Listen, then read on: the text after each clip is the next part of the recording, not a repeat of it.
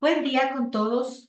Yo soy la doctora Gabriela Ayala, presidenta actual de la Sociedad Ecuatoriana de Ginecología y Obstetricia de Pichincha, miembro de la Sociedad Ecuatoriana de Patología del Tracto Genital Inferior y Colposcopía y médico tratante del Hospital Metropolitano de Quito. El tema que vamos a abordar es la epidemiología y los factores de riesgo para el desarrollo del cáncer de cérvix. Para esta presentación declaro no tener ningún conflicto de interés. Los temas que vamos a abordar hoy son las generalidades sobre el cáncer de cérvix en el mundo, en América Latina, y nos enfocaremos un poco más en nuestro país, Ecuador. Posteriormente abordaremos los factores de riesgo, siendo el más importante el virus de papiloma humano, luego tabaquismo, factores hormonales y otros factores que pueden afectar en la incidencia y el desarrollo de la enfermedad. En términos generales, el cáncer es la segunda causa de muerte a nivel mundial después de la enfermedad cardiovascular. Los cánceres ginecológicos, es decir, aquellos que afectan al tracto genital femenino, se encuentran entre los más comunes en las mujeres. El cáncer de cérvix es el tipo más común de los ginecológicos y representa uno de los mayores problemas de salud pública. El cáncer de cérvix se encuentra en la cima de las causas de incapacidad ajustada por años de vida de la mujer. Representa una carga importante a nivel mundial, con una morbi-mortalidad asociadas que tienen una gran repercusión en los egresos de las instituciones sanitarias, tanto públicas como privadas.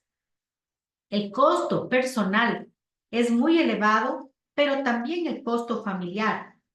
Las mujeres que se enfrentan a esta enfermedad pueden tener un importante ausentismo laboral por la asistencia a consultas, tratamientos, la incapacidad asociada a la enfermedad por sí misma, la debilidad general que puede generar esta patología, de modo que por ese ausentismo inclusive pueden llegar a perder sus empleos, convirtiéndose en un círculo vicioso de pobreza y mala capacidad de afrontar la enfermedad.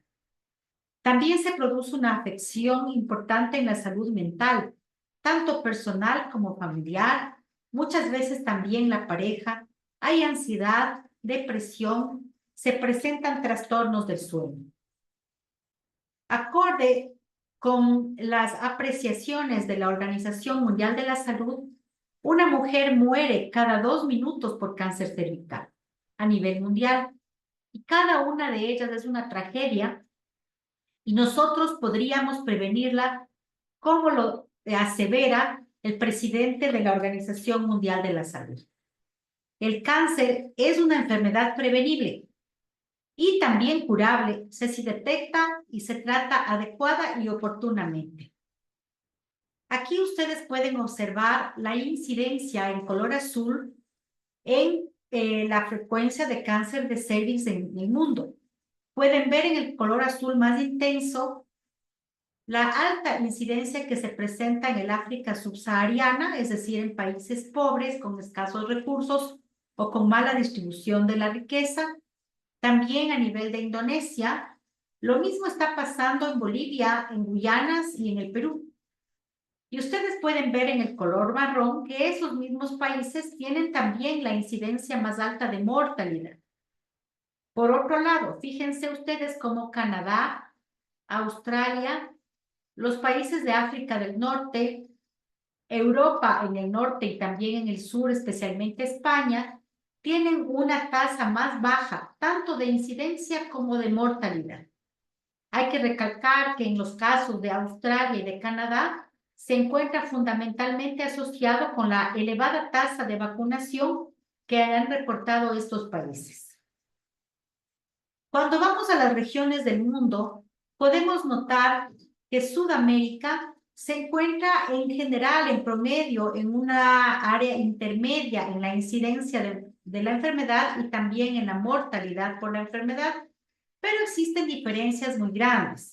Países como Chile se aproximan mucho más en incidencia y mortalidad a Australia o a Canadá o a los países que tienen mejores condiciones socioeconómicas, mientras que Bolivia tiene una incidencia muy alta y Paraguay una alta mortalidad por la enfermedad. En esta diapositiva, en el extremo superior, ustedes van a ver en color azul esta línea que corresponde al Ecuador y la evolución con disminución de la incidencia de cáncer de cervix a través del tiempo hacia el año 2012, en lo que pertenece a esta diapositiva. Posteriormente hay mayores disminuciones. Cuando nos enfocamos en América Latina, debemos decir que el 83%, fíjense, en la gran mayoría, 4 de cada 5 casos de cáncer de cervix de todo el continente americano se presentan en América Latina y el Caribe, y el 80% de las muertes. ¿A qué se debe esto? Esto se debe a un tamizaje inadecuado. Actualmente el tamizaje ya no se tiene que hacer solo con Papa Nicolau, sino con una prueba confiable como el PCR para virus del papiloma o la genotipificación viral. También se debe a la falta de programas de prevención y seguimiento de la enfermedad preinvasiva, como son las lesiones intraepiteliales de alto grado, o para el manejo de la enfermedad invasiva. Los países con mayores ingresos tienen menores tasas de morbilidad y mortalidad por año, como habíamos podido ver en los mapas anteriores.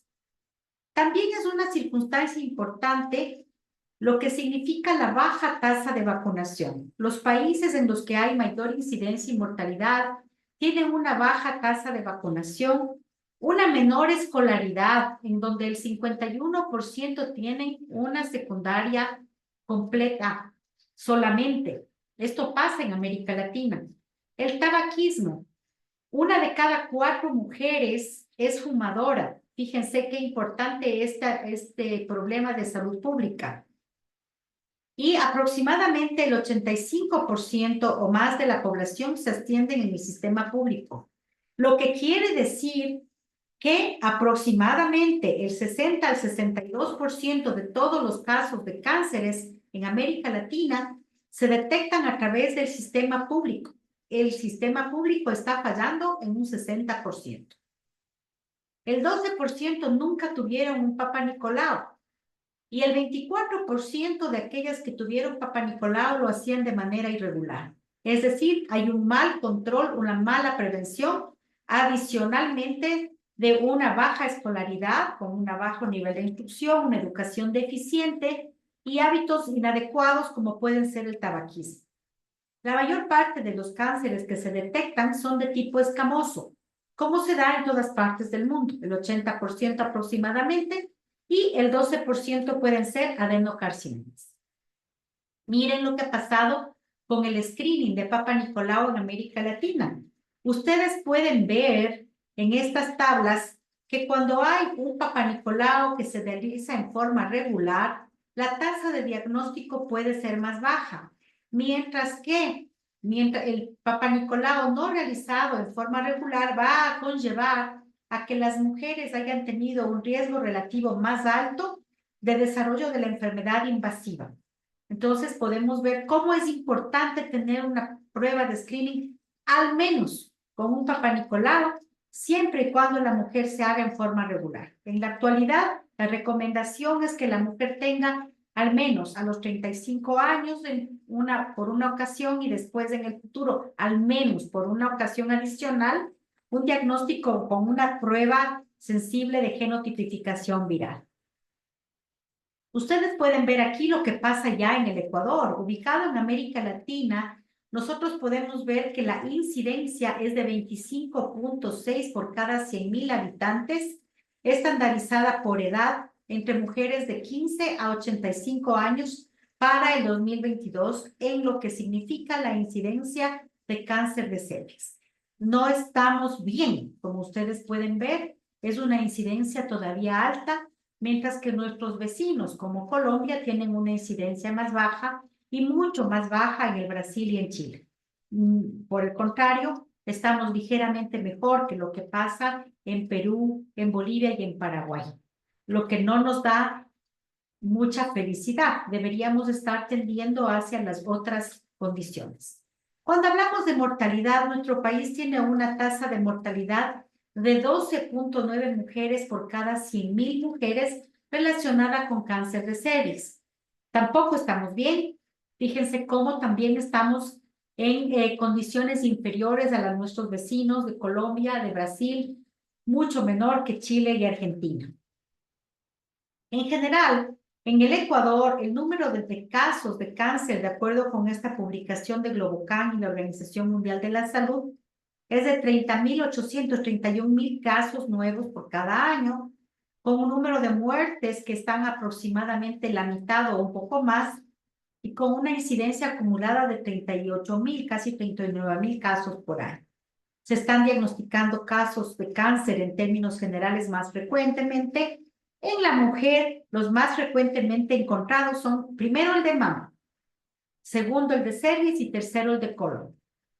Aquí un pequeño recordatorio, tenemos que pedir que nuestras mujeres se hagan mamografías y sangre oculta en esas, adicionalmente al screening de cáncer de útero, para poder disminuir las incidencias de estas enfermedades. En términos generales, en el Ecuador, en el cáncer, en hombres y mujeres, tenemos en primer lugar estómago, próstata, colon, mama, cuello de útero y pulmón. Siendo en la mujer, como habíamos señalado, el cáncer de mama es primero por frecuencia, pero el prevenible, que es el de cervix, ocupa el segundo lugar. Cuando nosotros estamos viendo en lo que significa mortalidad, nosotros podemos ver que la mortalidad por cáncer de mama en la mujer es la primera causa y en el caso de cáncer de cervix sería la tercera causa en mortalidad.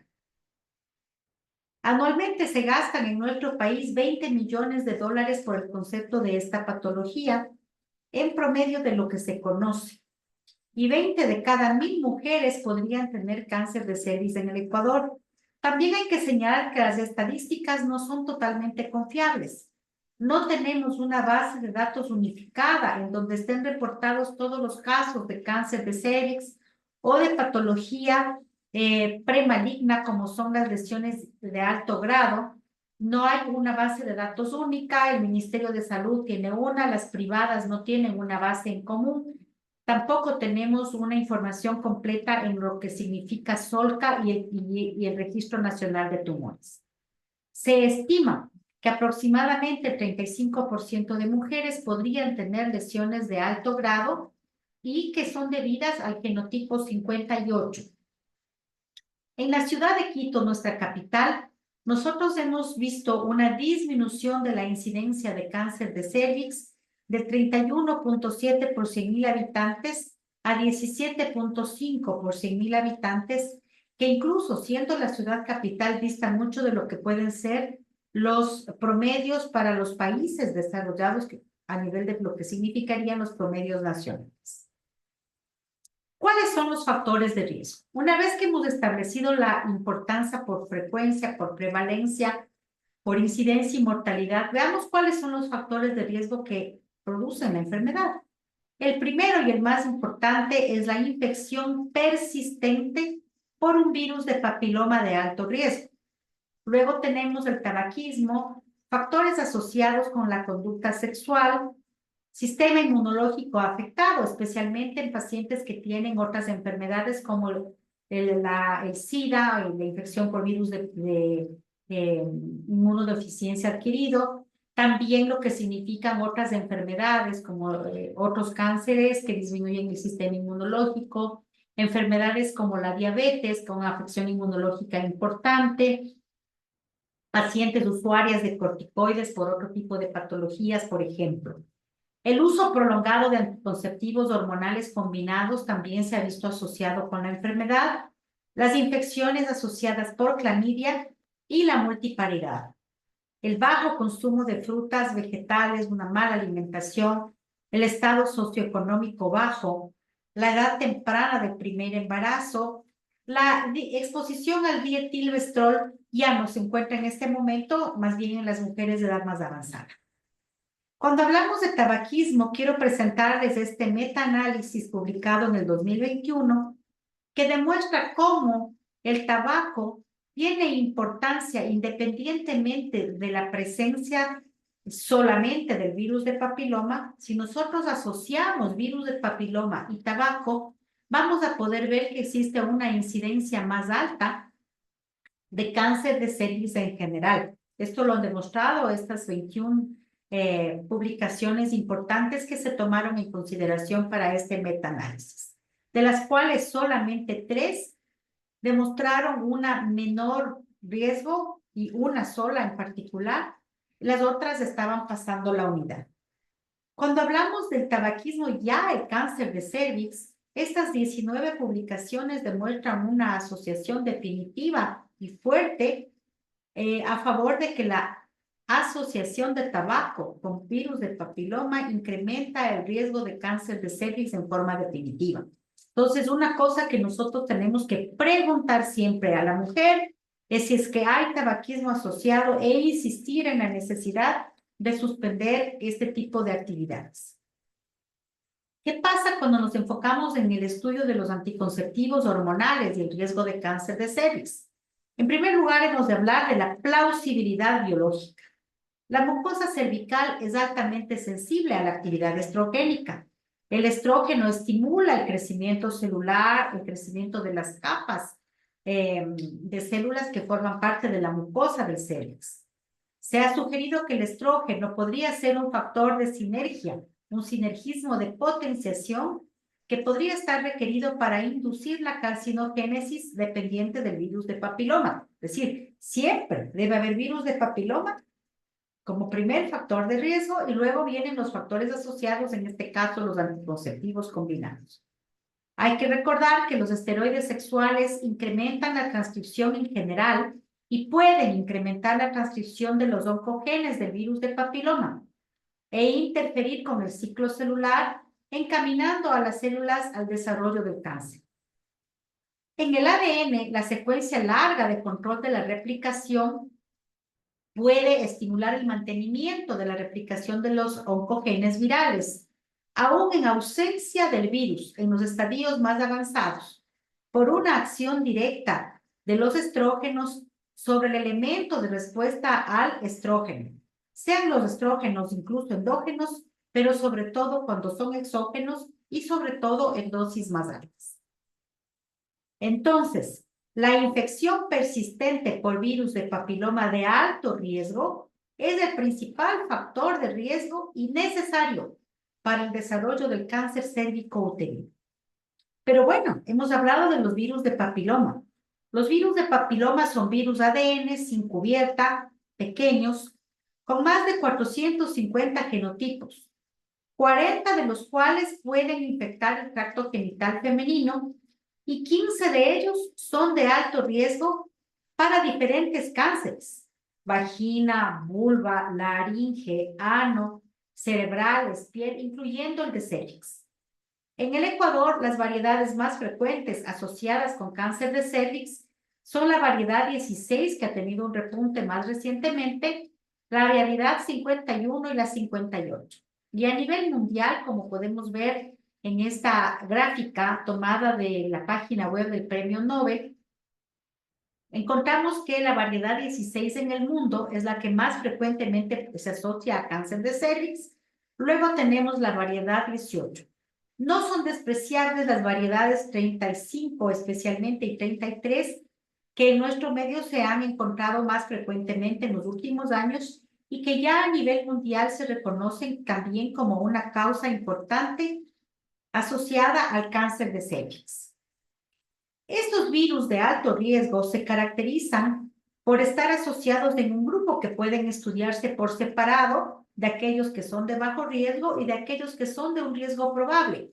Los que son de alto riesgo son, habíamos dicho, el 16, el 18, el 31, 33, 35, el 39, el 45, 51, 52, 56, 58 que mencionamos, el 68, el 73 y el 82. Probable riesgo se asocia al 25, al 53 y al 56, y son de bajo riesgo, pero asociados en general a verrugas genitales, el 6, el 11, el 40, el 42, 43, 44, 54, 61, 70, 72 y 81. ¿Cómo actúa? El mecanismo es el siguiente. Luego de las relaciones sexuales se producen pequeñas fisuras a nivel del epitelio, del recubrimiento de la mucosa del cérvix. El virus entra por estas pequeñas fisuras hacia las capas basales, es decir, a la profundidad de la mucosa. Primero se coloca de una manera episomal, es decir, como que fuera un lunar simplemente, como la piedra de un anillo, y después de varias semanas el virus se introduce ya a nivel del núcleo celular y comienza a facilitar la replicación viral. El virus se va replicando, la persona se vuelve contagiosa. En un periodo de tiempo de 2 a 4 meses, se produce un proceso en el que se llega a una fase de latencia. El virus está ahí, está latente, todavía no se ha integrado al ADN de las células cervicales del huésped. Y luego, en un periodo largo de tiempo, que puede ser entre 10 e incluso 30 años, se va integrando en el genoma de las células de la mucosa cervical del huésped. Cuando se produce el proceso de integración, se produce una activación importante de las proteínas virales que pueden o no llevar a producir un cáncer de cervix.